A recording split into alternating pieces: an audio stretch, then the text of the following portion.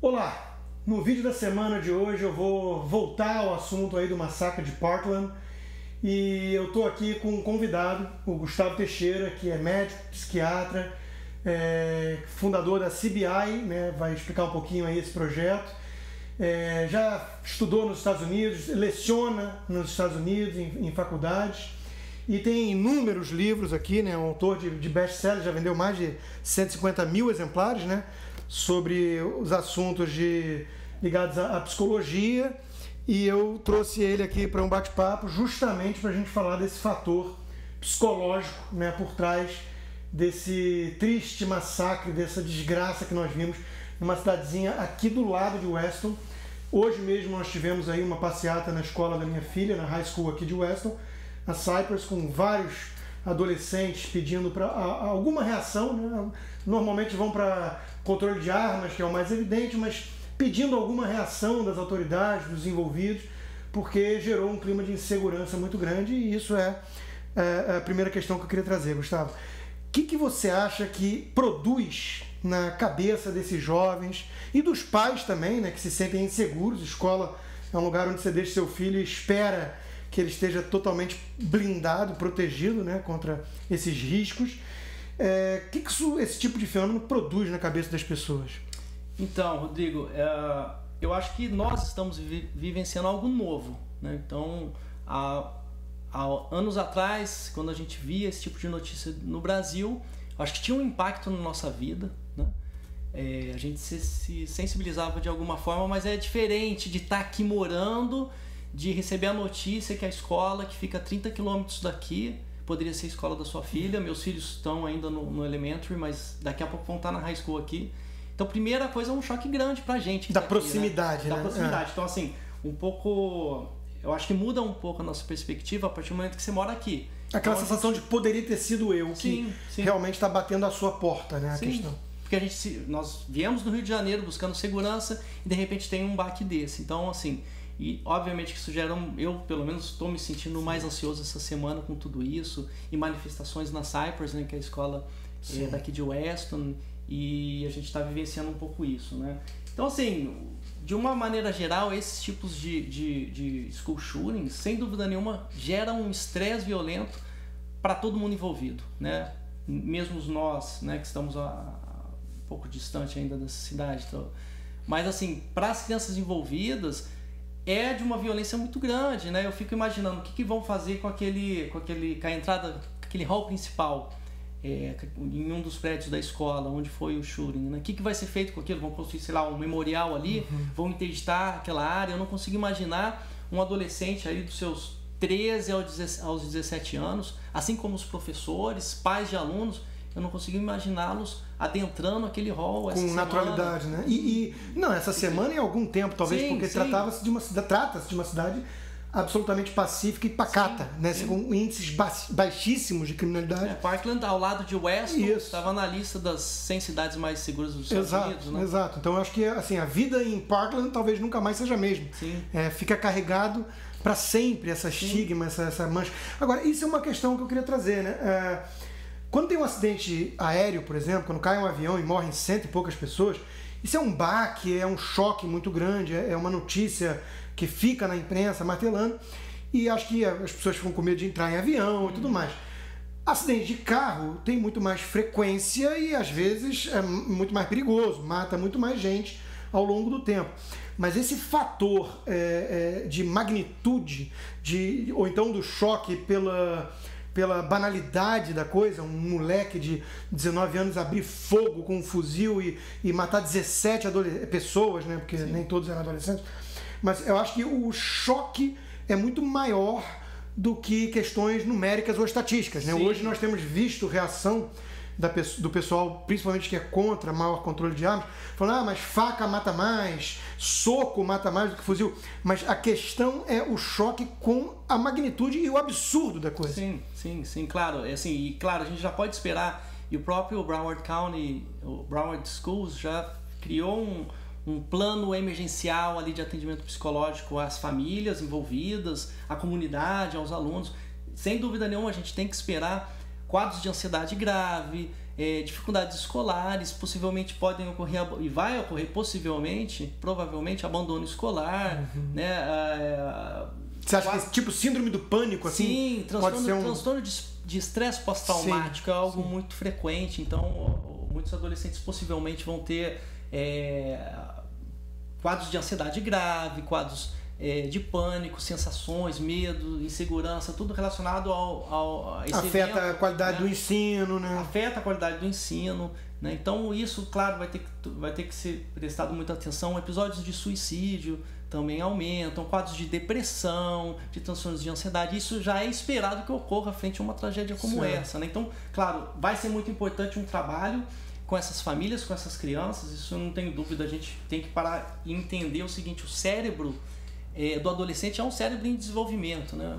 Assim, para você ter uma ideia, os estudos em neuroimagem hoje, em ressonância nuclear magnética funcional, né, em que se estuda o cérebro ativo, vivo, né, desse adolescente, mostra que esse cérebro dele não está completamente preparado antes dos 26 a 28 anos de idade. Então, de certa maneira, o cérebro do adolescente, até os 26, 28 anos, ele não está 100% preparado. É mais suscetível a todo tipo de influência e impacto mais... Esses componentes ambientais que a gente fala, né?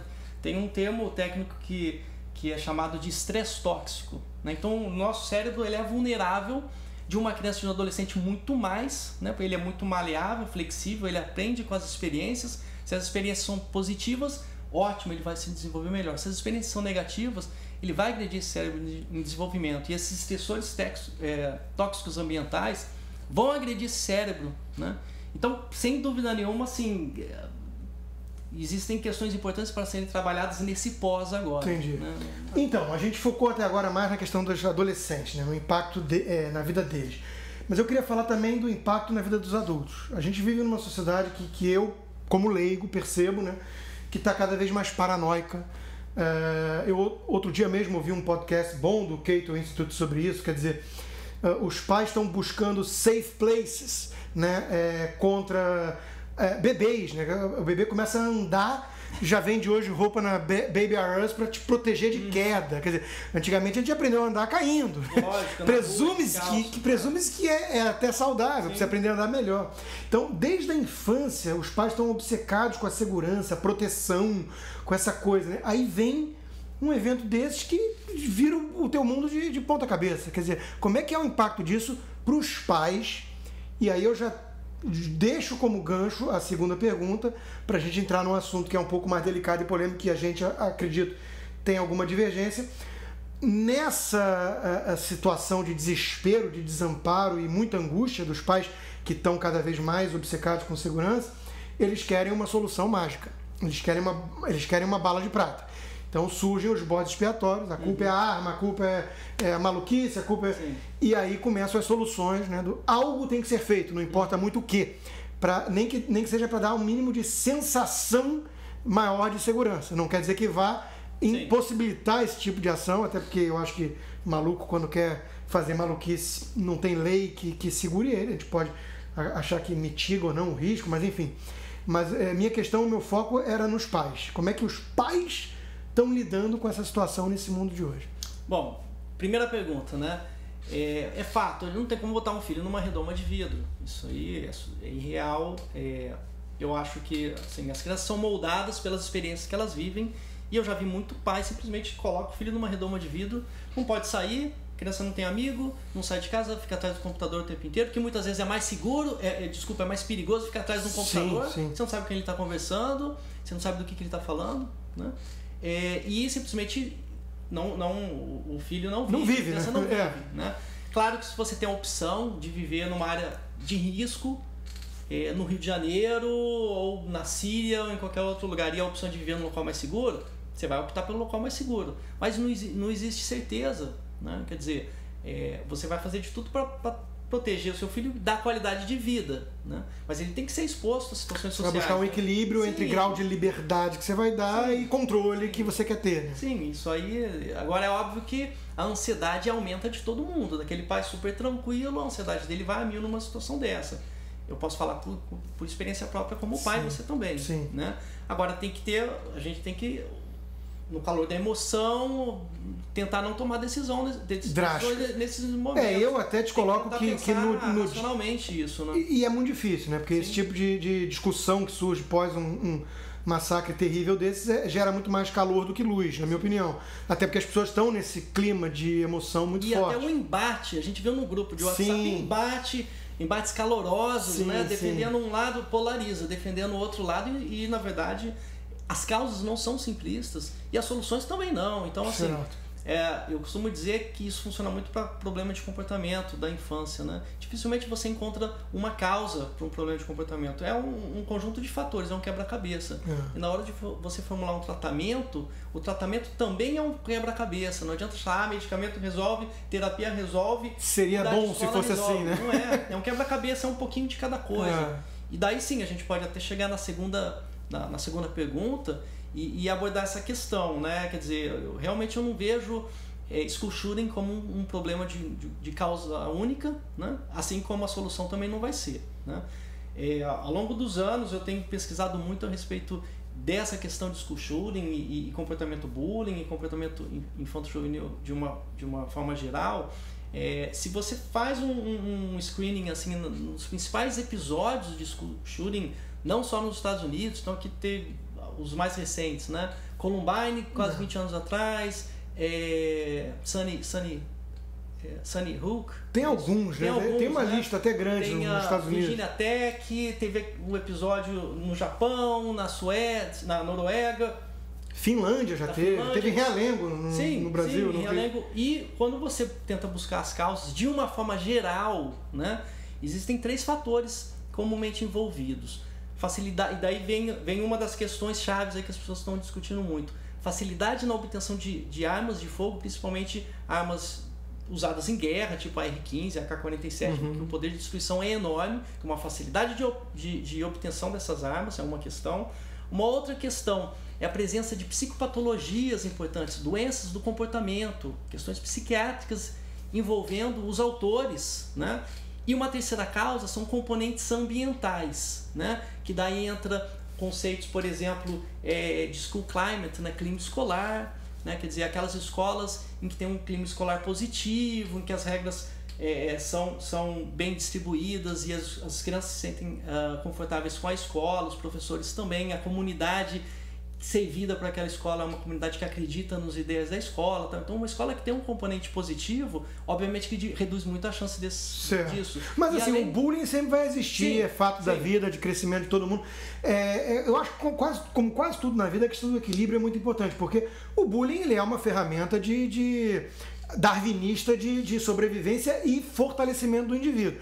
Quer dizer, você se prepara justamente para o mundo real, onde as pessoas não vão sempre passar a mão na sua cabeça, né? É um ambiente hostil muitas vezes. O único problema aí é que nós estamos falando de crianças em desenvolvimento e muitas vezes o comportamento bullying acaba tendo um impacto importante. Então, crianças cometem suicídio. Não, eu não estou negando o peso negativo do bullying. Eu estou querendo justamente lançar luz sobre uma questão que é muitas vezes ignorada. Ou seja, há talvez aí um lado também positivo. O problema é o excesso. Que na verdade não é só o bullying, tá? Desculpa te interromper. Quando eu falo em bullying e falo nessa questão de clima escolar, o school climate, isso tem a ver com componentes ambientais. Então, o componente ambiental, de uma forma geral, vai participar. Essa questão das armas, que é algo a se discutir. A cultura e a questão psicopatológica. Em 90% dos casos, pelo menos, que você vê de uma maneira geral, você encontra mais ou menos, mas você encontra esses componentes.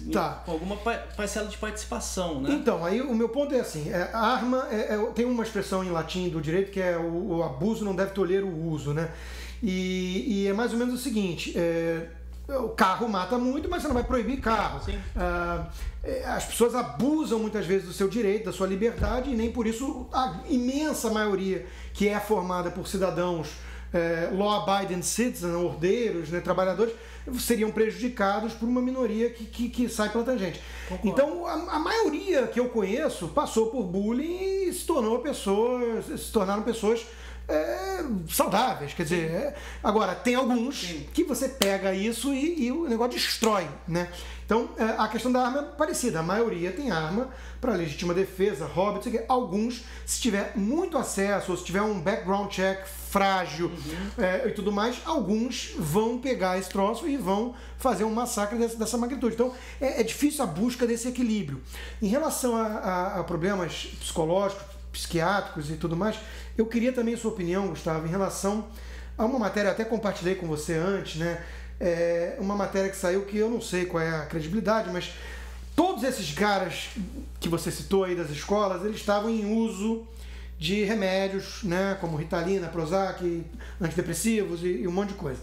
Eu não sei aí o que nasceu primeiro, o ovo ou a galinha, quer dizer, o que é causa e efeito. O cara já é meio esquisito, tá tomando remédio e a maioria que toma remédio não faz nada. Né? Então, de novo, a questão do equilíbrio. Mas pode esses remédios ajudarem a produzir o problema na cabeça desses caras? Não, possivelmente não. Produzir o problema de forma alguma. Né? É aquela questão, né? É muito comum, às vezes, chegar lá no consultório no Brasil, a mãe lia a bula do remédio, o remédio é um anticonvulsivante. Doutor, meu filho não tem convulsão, ele vai ter convulsão porque está tomando remédio? Não. O remédio não vai, na verdade, o medicamento, o fármaco, ele é utilizado para combater sintomas de uma determinada patologia. Os medicamentos não são utilizados com efeito curativo. Na verdade, eles tratam sintomas, infelizmente, mas é sempre utilizado para combater algum sintoma. Entendi, mas aí eu digo mais como um side effect mesmo, como algum efeito colateral imprevisível, ou que isso estaria ajudando a produzir, né? A gente nunca se consumiu tanto remédio, antidepressivo, uma sociedade, até tem sido tema de textos meus, enfim, uma visão mais sociológica da coisa. Mas eu queria a parte médica mesmo. Há um risco do excesso de consumo desses remédios estar ajudando a produzir o problema? Não, né? Quer dizer, acho que isso é besteira. De uma forma categórica, não. Tá. Mas, de fato, o que ocorre são doenças psiquiátricas que é importante dizer que a maioria dos pacientes psiquiátricos não tem comportamento agressivo, a imensa esmagadora maioria não tem. Entretanto, uma pequena parcela pode ter. Por exemplo, para uma realidade brasileira, né? O episódio lá na Escola Tasso da Silveira, em Realengo, era um paciente que tinha questões comportamentais desde a infância, também relacionada com bullying, e ele acabou abrindo um quadro de esquizofrenia. Possivelmente esse componente ambiental hostil foi o gatilho para o desenvolvimento de uma doença psiquiátrica de origem biológica. As doenças psiquiátricas, é importante a gente entender que tem uma origem neurobiológica. Tá? E não é só construção social. Não, né? Isso não existe. Isso pode ser um fator desencadeador. Normalmente é o gatilho. Então, quando a gente fala em doenças, e olha, a gente pode expandir isso para câncer, doenças psiquiátricas são todas doenças psicossomáticas de alguma... São doenças, na verdade, que sofrem uma influência epigenética, que a gente fala. São doenças epigenéticas que sofrem a influência de um componente biológico de base, uma questão genética. E o ambiente muitas vezes é o que puxa o gatilho, digamos assim. Então ele, no Rio de Janeiro, ele acabou abrindo um quadro psiquiátrico. Ele tinha história psiquiátrica na família, abriu um quadro de esquizofrenia potencializado por esses componentes ambientais doentes. Perfeito. E o que aconteceu? Na esquizofrenia, na doença dele, digamos que ele ambientou a doença dele na escola, porque era um grande foco de estresse ambiental para ele. E daí a doença dele foi se construindo de uma forma que a maneira que ele solucionou para se livrar dos demônios, digamos assim, da cabeça dele, foi invadindo a escola e fazendo aquela atrocidade. Então, assim, a doença psiquiátrica ali, por exemplo, não estava sendo tratada. Isso que eu queria chegar. O que você acha, qual é a sua opinião como profissional da área em relação a essa luta antimanicomial, a essa campanha toda, até mesmo do ponto de vista filosófico da escola de Frankfurt, pós década de 70, 60, Foucaultiana, essa coisa meio assim, não existe loucura, quem somos nós, o conceito de normalidade foi se esgarçando, e aí ninguém trata mais ninguém, solta os loucos, isso é perigoso. Na verdade, o que você acha? Assim, é uma questão que polarizou também no Brasil, e isso na verdade é uma questão ideológica. Uma questão ideológica eu diria que é uma questão burra, e é uma questão ideológica burra no sentido de que houve sim uma tentativa de se manipular, e se tenta manipular a população hoje em dia a respeito disso, né? Então quer dizer, ninguém é a favor de manicômio, né? O ideal... Ou de choque elétrico, sim, essa imagem, né, O ideal, o que acontece? Mas também o CAPS voluntário, onde o sujeito entra e sai quando quer, não está tratando. Tem várias questões aí pra gente discutir. Uma das questões é o seguinte, a psiquiatria, infelizmente, sempre foi o primo pobre da medicina, né? Porque 1900 existiam poucos tratamentos, 1910, 1920, poucos tratamentos psiquiátricos que surtissem efeito. Há associado a isso uma influência freudiana monstruosa. Vários autores consideram que Freud atrasou a psiquiatria médica em 50 anos porque ficou muito naquela questão da psicanálise, e daí a gente entra num outro aspecto. Chamar minha esposa aqui pra gente quebrar o pau. A gente entraria num outro aspecto. Mas o que acontece é o seguinte, o primo pobre ficou deixado de lado, né? E a medicina demorou a evoluir dentro da área da saúde mental, então fica muito aquele ranço, muitos erros foram cometidos pela psiquiatria antiga, né? E essa questão de antimanicomial, todo mundo, óbvio que os pacientes no Brasil, quando eu trabalhava com paciente adulto, a busca era sempre, naqueles casos graves, trabalhar esses pacientes graves para que eles sejam reintroduzidos na sociedade, né? E esse é o caminho. Alguns pacientes não têm condição. Acho que isso é importante ser dito, mas o ideal, sim, é incluir. Porque aí, Gustavo, entra numa questão importante para mim também, que tem sido meu tema de inúmeros artigos, essa marcha das minorias oprimidas, essa revolução das vítimas, o politicamente correto, que impede um debate sério sobre essas questões. Você não pode fazer tudo por decreto. Não, ou não é tudo preto ou branco. Mais do que isso, a questão dos jovens, por exemplo, teve um vídeo que viralizou, foi assim, 30 milhões de views, acho que é Chris Whalen o nome dele, que é um sujeito conservador americano, onde ele tocou numa ferida, acho que por isso teve tanta repercussão, tanta audiência, onde ele diz o seguinte: jovens, vocês sensíveis demais, flocos de neve, geração mertiolate que não arde, né? Muito protegidos, os snowflakes, vocês acham que o medinho de ser rotulado como preconceituoso, como alguém que faz muito julgamento das pessoas, é mais importante do que a segurança das crianças? Então vocês veem um comportamento bizarro, estranho de um sujeito como esse e não denunciam. Então, minha questão é, será que a gente não está vivendo num ambiente... See something, say something. É uma questão... Você vê alguma coisa, você fala. Sem medo de te rotular. Quer dizer, é mais importante a segurança das pessoas e da sociedade. Porque no pós aconteceu isso. Eu confesso que não fiquei irritado, mas fiquei incomodado com o depoimento. Meia dúzia de estudantes no mesmo dia comentando. Eu esperava aquilo, né? Eu sabia que ele ia fazer alguma coisa, mas por que não falou nada? Exato. Né? Teve um só que denunciou. E sem dúvida, e esse vídeo ele fala muito bem nessa questão do socialmente aceito, politicamente correto. Você não pode falar nada que você vai ser rotulado. You're gonna hurt his feelings, né? Você vai machucar os sentimentos. A gente vive numa época que as universidades têm uma preocupação enorme com microagressões, que todo mundo se sente ofendido hoje em dia e não pode mais ter debate sério sobre hard data, né? Quer dizer, quais são os dados em jogo. Mas, enfim, eu queria trazer uma outra questão para você, já que a gente falou da questão antimanicomial. Eu vi a série domingo, passei o domingo vendo a série do Manhunt Unabomber, que tem na Netflix, que é baseado no caso do cara lá que era QI 168. De Oklahoma, assim? Ele mandava cartas bombas na década de 60, 70, 80 e 90. Enfim, ele foi vítima de um experimento psiquiátrico em Harvard. Ele entrou em Harvard com 16 anos, ou seja, não tinha maturidade, né, estrutura emocional. Pode ser inteligente, mas... E esse troço meio que ajudou, obviamente, a ser o gatilho ali que detonou o lado dele, ele abraçou umas ideologias anti-sistema, né, de revolucionário, rebelde. E por ser tão inteligente foi muito difícil pegá-lo, né? Sem dúvida, mas essa que é a questão que eu queria trazer, né? É um tema que me atravessa bastante, a questão do mal, atravessa todo mundo há milênios, a existência do mal, e por que certas pessoas, muitas vezes inteligentes, ou seja, tem todas as ferramentas de lógica, de raciocínio lógico, mas falta alguma coisa mais emotiva, uma empatia, uma preocupação com o próximo, né? Por que essas pessoas podem eventualmente flertar com niilismo? Porque eu vejo nesses casos também... Tem a ver com essa questão de sociopatia, né? Isso, eu vejo nesses casos que a gente mencionou, muitas pessoas estão focando, mas tudo bem, pode ser um paliativo ou não, eu aceito discutir. aumentar a idade, filtrar o tipo de arma que se pode ter. Isso é um debate legítimo, acho que é adequado e correto. Mas quando eu vejo o foco inteiro ir para isso, eu me preocupo. Estão deixando de lado, como você falou, é multifacetal. Saúde emocional. Saúde emocional, ambiente e a questão, para mim, da filosofia, do niilismo. Essa ausência de valores, a desestrutura da família, que é o porto seguro para isso. É o componente ambiental. Então, eu vejo essa garotada flertando com umas coisas radicais, que é da idade, você mesmo falou, está em desenvolvimento até 20 e poucos anos.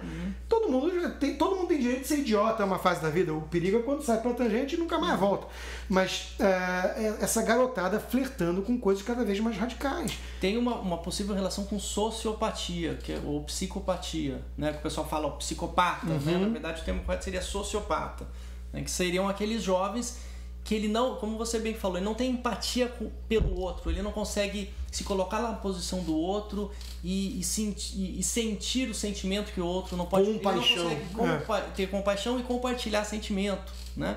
Então são esses grandes criminosos, né, muitos políticos que não se importam em roubar o dinheirinho ali da comidinha da cantina da criança para embolsar, então, e não sente remorso por isso, né? Então tem sim muitos desses assassinos em série, por exemplo, ou desses school shootings estão relacionados com pessoas que não exprimem nenhum tipo de afeto, né? Então é uma possibilidade nesse caso, claro, isso está sendo investigado, mas são pessoas que não têm afeto, então para ela tanto faz dar tiros de AR-15 em 20 garotos. Tudo bem, o sujeito que não tem essa capacidade de empatia, né, a virtude social, uma das mais importantes, ele é um caso mais raro, na minha opinião, é o caso do sociopata mesmo, porque ele vê os seres humanos como objetos, né?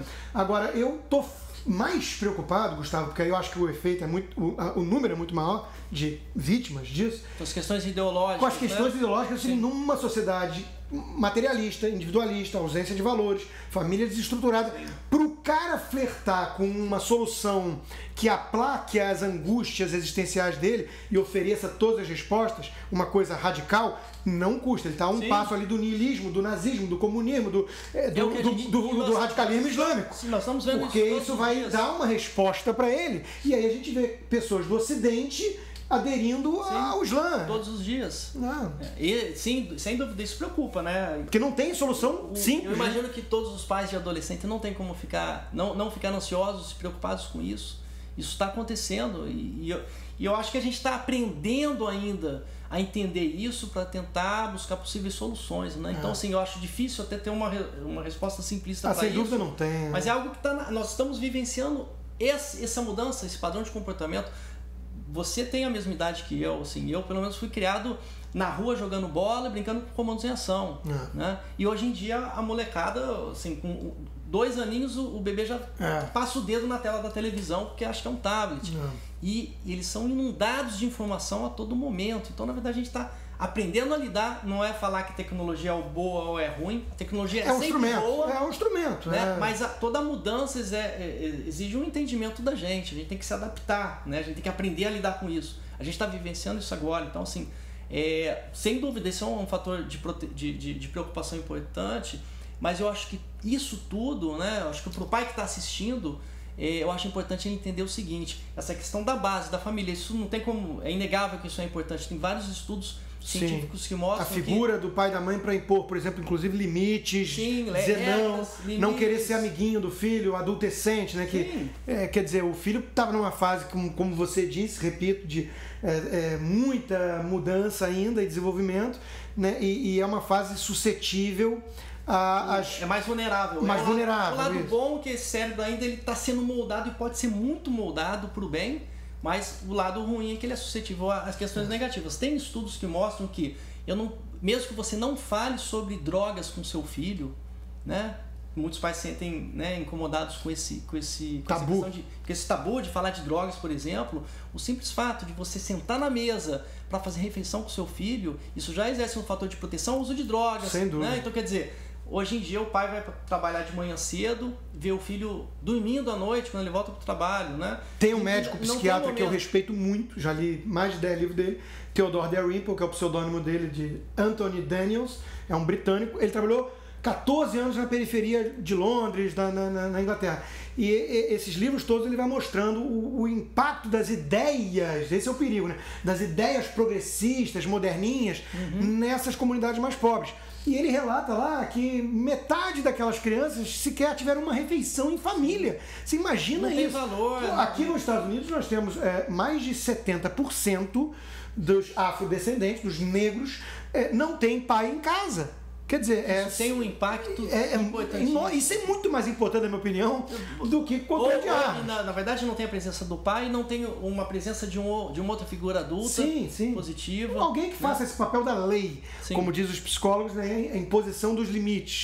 Sim. Né, porque sem isso a criança ferrou. E aí nós temos todos esses venenos ideológicos sendo enfiados goela abaixo. Né? Questão, por exemplo, queria ter a sua opinião, a gente sai um pouquinho do assunto principal, mas ideologia de gênero, quer dizer, estão enfiando na goela abaixo das crianças, que tanto faz ser homem ou mulher, porque isso é tudo uma construção social, biologia não existe mais. E é bom que a gente está fazendo você tem uma visão diferente da visão médica, e a gente está trocando, você me manda uma mensagem com uma notícia, com um artigo, eu te mando de volta ao outro. Eu mandei para você essa semana.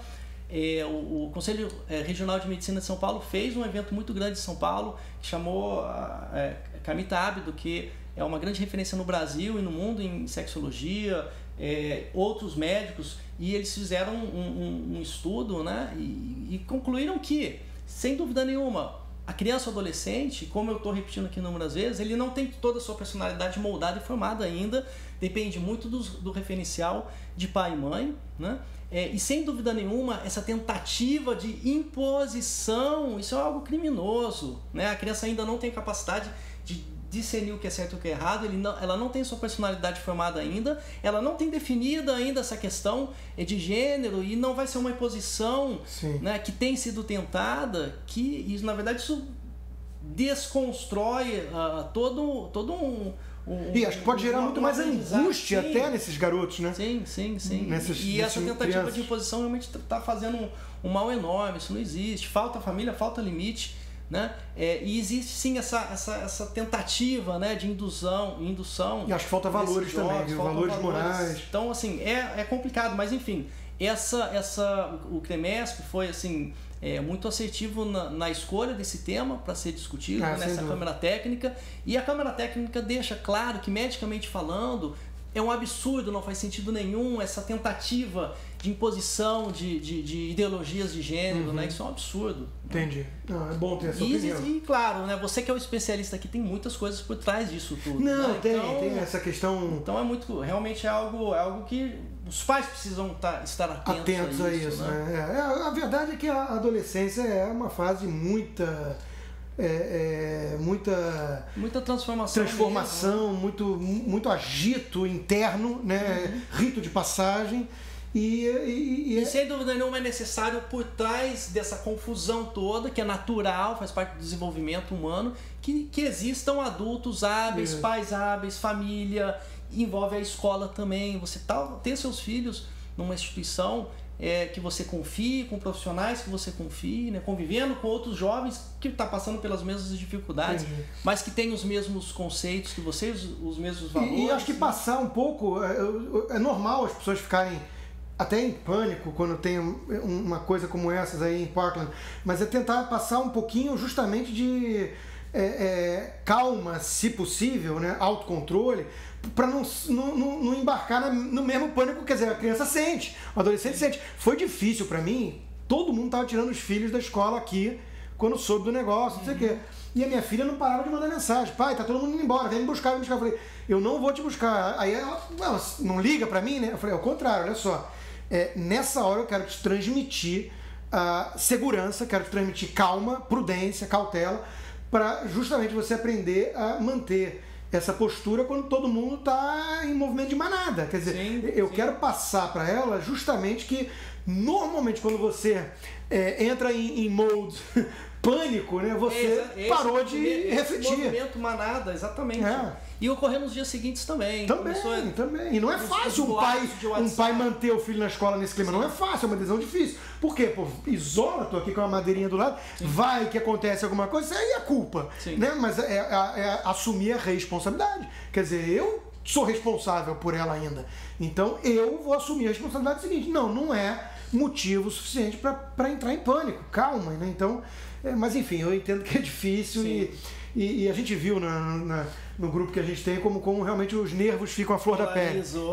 Eu fui até atacado, mas enfim. Gustavo, muito obrigado pelos seus esclarecimentos. Agradeço muito aí a oportunidade.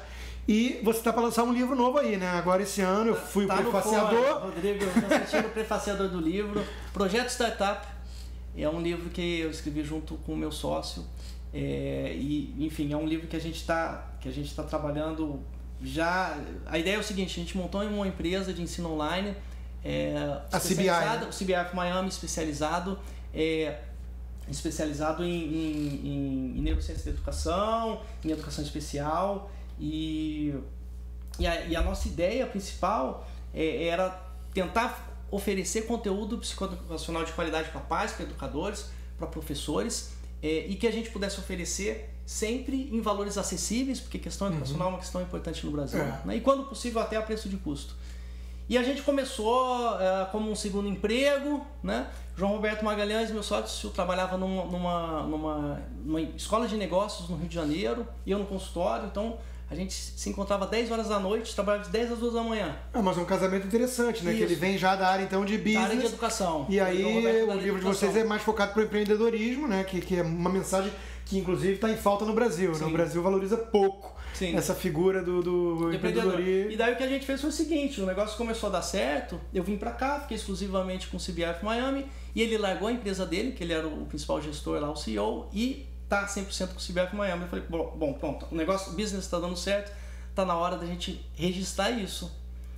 Tem que virar livro, né? E daí, enfim, a gente levou esse pessoal lá da editora Record, a best-seller, e tá saindo agora dia 12 de março, então... Legal, sucesso. Obrigado. Boa sorte. E eu li o livro, né, para prefaciar, e vale a pena.